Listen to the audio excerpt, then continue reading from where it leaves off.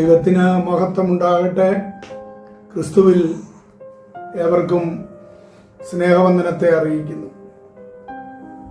വിശുദ്ധ ലൂക്കോസിന്റെ സുവിശേഷം 13-ാം അധ്യായത്തിന്റെ 21-ാമത്തെ വാക്യത്തിൽ അത് പുളിച്ച മാവിനോട് തുല്യം, അത് ഒരു സ്ത്രീ എടുത്ത് 3 പറ മാവിൽ ചേർത്ത് എല്ലാം പുളിച്ചു വരുവോളം അടക്കി വെച്ചു എന്ന് പറഞ്ഞു.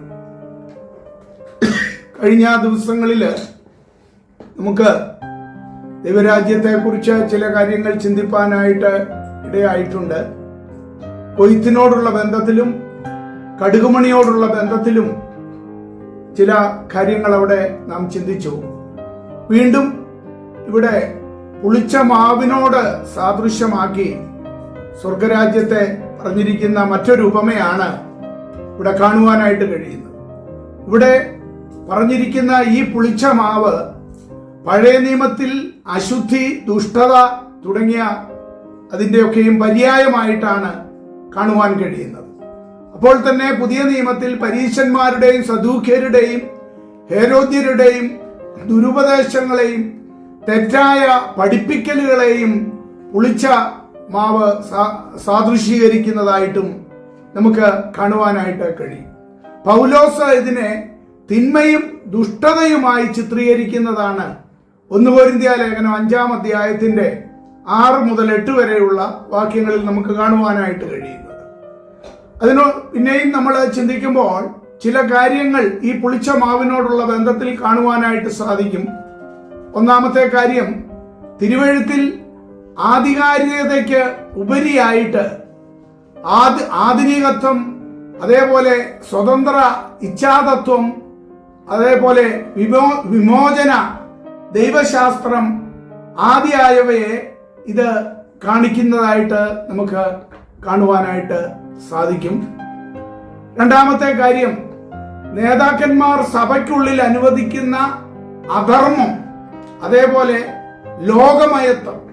1 കൊരിന്ത്യ ലേഖനം 5-ാം അധ്യായത്തിന്റെ 1-2 വാക്യങ്ങളില് അവിടെ വളരെ ദുർനടപ്പാചരിക്കുന്ന ഒരുവനെ ചേർത്ത് കൊണ്ടുപോകുന്ന അനുഭവങ്ങളൊക്കെയാണ് അവിടെ പറഞ്ഞിരിക്കുന്നത്. അതേപോലെ വെളിപ്പാട് പുസ്തകം 2-ാം അധ്യായത്തിന്റെ അതിന്റെ 14 മുതലുള്ള വാക്യങ്ങളിൽ തുയൈഥര്യ സഭയോടുള്ള ബന്ധത്തിൽ പറയുന്ന കാര്യങ്ങൾ നമുക്കവിടെ കാണുവാനായിട്ട് സാധിക്കും. എങ്കിലും നിന്നെക്കുറിച്ച് കുറഞ്ഞൊരു കുറ്റം പറയുവാനുണ്ട്. ഇസ്രായേൽ മക്കൾ വിഗ്രഹാർപ്പിതം തിന്നേണ്ടതിനും ദുർനടപ്പ് ആചരിക്കേണ്ടതിനും അവരുടെ മുമ്പിൽ ഇടർച്ച വയ്ക്കുവാൻ ബാലാക്കിന് ഉപദേശിച്ചു കൊടുത്ത ബിലയാമിന്റെ ഉപദേശം പിടിച്ചിരിക്കുന്നവർ അവിടെ നിനക്ക് ഉണ്ട്.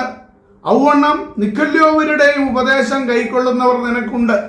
തുയൈഥര്യ സഭയോട് പറയുമ്പോൾ പറയുന്ന ആ ദുർനടപ്പുകളുടെയും മറ്റും കാര്യങ്ങളാണ് അവിടെ നമുക്ക് കാണുവാനായിട്ട് കഴിയുന്നത്. അതേപോലെ മൂന്നാമത്തെ കാര്യം, സഭയ്ക്കുള്ളിൽ സ്ഥാനമാനങ്ങൾക്കുള്ളതായ മത്സരം. മത്തായിയുടെ സുവിശേഷം 23-ലൊക്കെയും വളരെ കാര്യങ്ങൾ കാണുവാൻ കഴിയും. സമയചുരുക്കത്താൽ ചില റെഫറൻസുകളാണ് പറയുന്നത്. നാലാമത്തെ കാര്യം, ദുരുപദേശങ്ങളും ദുരുപദേഷ്ടാക്കന്മാരും അവരെ കുറിച്ച് ഗലാത്യ ലേഖനം 1-9 മത്തായിയുടെ സുവിശേഷം 24-11 ഒക്കെ പറഞ്ഞിരിക്കുന്ന കാര്യങ്ങൾ നമുക്ക് കാണുവാൻ കഴിയും. അഞ്ചാമത്തെ കാര്യം, യഥാർത്ഥ വീണ്ടും ജനനമില്ലാതെ നീതിമാന്മാർ എന്ന് നടിക്കുന്നവർ ഇന്ന് സഭയിൽ വർദ്ധിച്ചു വരികയാണ്. അവരാരും വീണ്ടും ജനനം പ്രാപിച്ചവരല്ല. കഴിഞ്ഞ ദിവസങ്ങളിലും ഓർമ്മിപ്പിക്കുവാനായിട്ടിടയായി പൈശാചികന്റെ ഏജന്റന്മാരായി പിശാച് തന്നെ അവരെ കുത്തി നിറയ്ക്കുന്നതാണ് നമുക്ക് കാണുവാൻ കഴിയുന്നത്. അത് മത്തായിയുടെ സുവിശേഷം 23 നേരത്തെ പറഞ്ഞ ആ അധ്യായത്തിലും, അതേപോലെ യൂദായുടെ ലേഖനം 12, 19 ഒക്കെ വാക്യങ്ങളിൽ വളരെ വിശദമായിട്ട് അവരെ കുറിച്ച് പറയുന്നത് നമുക്ക് കാണുവാനായിട്ട് കഴിയുന്നുണ്ട്. ഈ യുഗാവസാനത്തിങ്കൽ സഭ ചില പ്രസ്ഥാനങ്ങളായിട്ട് അല്ലെങ്കിൽ സ്ഥാപനങ്ങളായിട്ട് തരംതാണു പോകുന്ന അനുഭവമാണ് നമുക്ക് കാണുവാൻ കഴിയുന്നത്. വളരെ വേദനയോടുകൂടിയാണ് നമുക്കിത് നോക്കിക്കാണുവാൻ കഴിയത്തുള്ളൂ. ആ മാതാപിതാക്കളും കുഞ്ഞുങ്ങളുമായിട്ട് ചിലപ്പോൾ സഭകളിൽ ആരാധനയ്ക്ക് കടന്നു ചെല്ലുമ്പോൾ അവിടെയൊക്കെ നടക്കുന്ന കൂട്ടത്തല്ല്, അവിടെയൊക്കെ കേൾക്കുന്ന അസഭ്യ വാക്കുകള്, അത് അവര് മാത്രമല്ല ഇപ്പോൾ കേൾക്കുന്നത്. അനേക പുതിയ ഓൺലൈൻ മാധ്യമങ്ങളിലൂടെയൊക്കെ അത് ലോകം മുഴുവനും സ്പ്രെഡ് ചെയ്തുകൊണ്ടിരിക്കുക. ഇങ്ങനെയുള്ള കാര്യങ്ങൾ നമുക്ക് തുറന്നു പറയാതിരിക്കുവാനായിട്ട് സാധ്യമല്ല. അപ്പോൾ ചിലരൊക്കെ ചിന്തിക്കും, ഇങ്ങനെയൊക്കെയാണോ സഭകളിൽ നടക്കുന്നത് എന്ന്. അത് തുറന്ന് നമുക്ക് സമ്മതിക്കാതിരിക്കാൻ പറ്റത്തില്ല. സഭകളിൽ ഒത്തിരി നേരത്തെ പറഞ്ഞതുപോലെ പൈശാചികമായ പ്രവൃത്തികൾ ഇന്ന് നടക്കുന്നുണ്ട്. കാരണം വീണ്ടും ജനനം നടക്കാതെ സഭയ്ക്കകത്ത് കടന്നു വന്നിട്ടുള്ള ആ ജനവും അതേപോലെ നേതാക്കന്മാരും വോട്ടിനു വേണ്ടി, മത്സരത്തിനു വേണ്ടി ഒക്കെ ഈ നേരത്തെ പറഞ്ഞതുപോലെ ഏത് ദുർനടപ്പാചരിക്കുന്നവനെയും പിടിച്ച് ആ സ്ഥാനമാനങ്ങൾക്ക് വേണ്ടി നേതാക്കന്മാർ അവർക്ക് വേണ്ടി ആ പണിയെടുക്കേണ്ടതിന് മുന്തിയ സഭകൾ കൊടുത്ത്, സെന്ററുകൾ കൊടുത്ത് ആക്കിക്കൊണ്ടുപോകുന്ന അനുഭവങ്ങളൊക്കെ നമുക്ക് കാണുവാൻ കഴിയും. ഇവന്മാരാരും വീണ്ടും ജനനം പ്രാപിച്ചവന്മാരല്ല. ഇതൊക്കെ ഈ അന്ത്യകാലത്ത് തുറന്ന് പറയുന്നില്ല എങ്കിൽ നമ്മൾ സമൂഹത്തോട് ചെയ്യുന്നതായ വലിയ അപരാധമാണ്. അനേക വാർത്താ മാധ്യമങ്ങളിൽ ഇന്ന് നടക്കുന്ന കാര്യങ്ങള് ആ കൊച്ചു കുഞ്ഞുങ്ങൾ പോലും കാണുകയാണ് സഭകളിൽ നടക്കുന്നത്. അപ്പൊ നമുക്കിതൊന്നും മൂടി വെക്കാൻ പറ്റത്തില്ല. അതുകൊണ്ട് പ്രിയമുള്ളവരെ, ദൈവവചനം, ഇത്രയും നേരം ഞാൻ പറഞ്ഞത് ദൈവവചനമാണ്.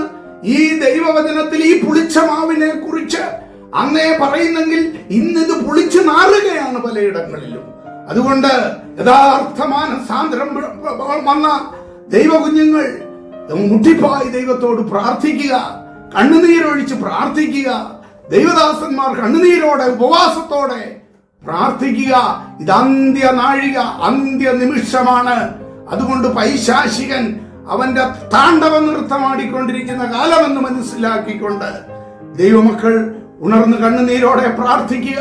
അടുത്ത ഒരു തലമുറ എങ്ങനെ ദൈവത്തിന് വേണ്ടി ഉണ്ടാകും എന്ന് പലപ്പോഴും ചിന്തിച്ച് ഭാരപ്പെടുന്ന അനേക മാതാപിതാക്കളുണ്ട്. നമുക്ക് കണ്ണുനീരോടെ പ്രാർത്ഥിക്കാം, നിലവിളിക്കാം, ദൈവത്തോട് കരയാം. ഒരു മാനസാന്തരം ഇന്ന് ഉണ്ടാകേണ്ടതിന് വേണ്ടി നമുക്ക് ദൈവത്തോട് പ്രാർത്ഥിക്കാം. അതിനായി ദൈവം ഒരുക്കട്ടെ.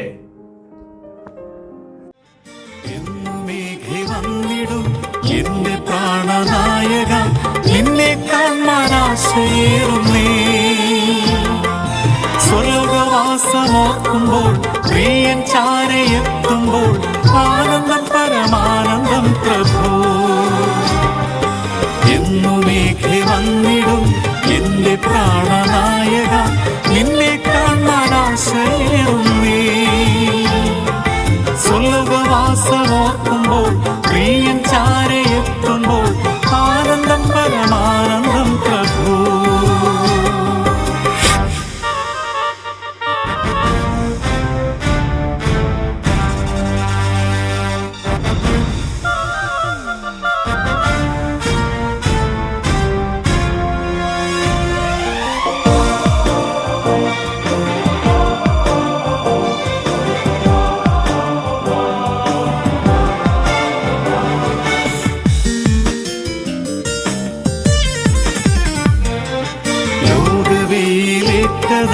വാടിത്തളർന്നീടിലും തന്റെ കാന്ത എത്ര സുന്ദരി.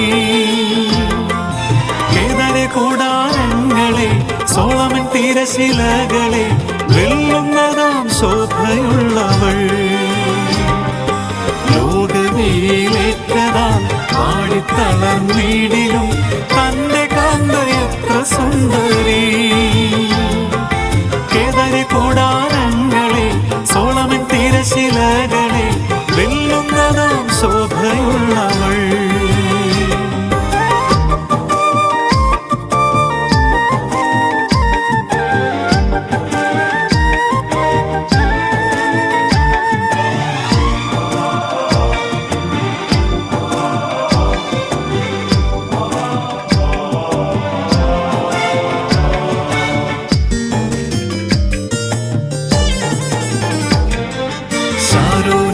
പണിനിൽപ്പു താഴ്വരയിൻ താമര, മുള്ളുകൾക്കിടയിൽ വസിക്കും കാന്തയോ. കൊടികൾ എന്റെ സൈന്യം പോൽ, സൂര്യചന്ദ്രശോഭ പോൽ, മോഹിനിയാം കാന്തയോ. ചേർപ്പാൻ